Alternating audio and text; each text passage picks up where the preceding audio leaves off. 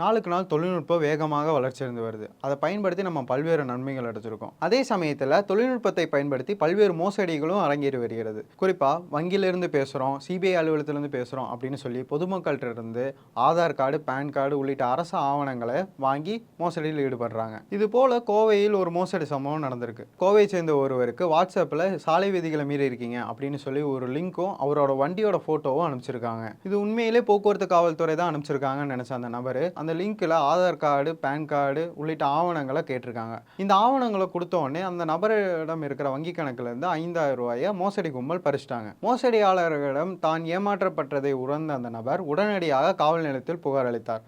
இது குறித்து காவல்துறையை தொடர்ந்து விசாரணையை மேற்கொண்டு வருகின்றனர். இந்த சம்பவத்தை தொடர்ந்து காவல்துறை ஒரு எச்சரிக்கையை வெளியிட்டிருக்காங்க. அது என்னன்னா, சாலை விதிகளை மீறவங்க எம்பரிவாகன் செயலி மூலியமாக தான் ஃபைன் அமௌண்ட்டை கட்ட முடியுமே தவிர இந்த மாதிரி வாட்ஸ்அப்பில் வர லிங்க்லேயோ இல்லை வேற எதுலேயோ பண்ண முடியாது அப்படின்னு காவல்துறை அறிவுறுத்தியிருக்காங்க. அப்படி ஏதாவது வாட்ஸ்அப்பில் இந்த மாதிரி லிங்க் வந்தாலோ உடனடியாக காவல் நிலையத்தில் புகார் அளிக்கணும்னு தெரிவிச்சிருக்காங்க.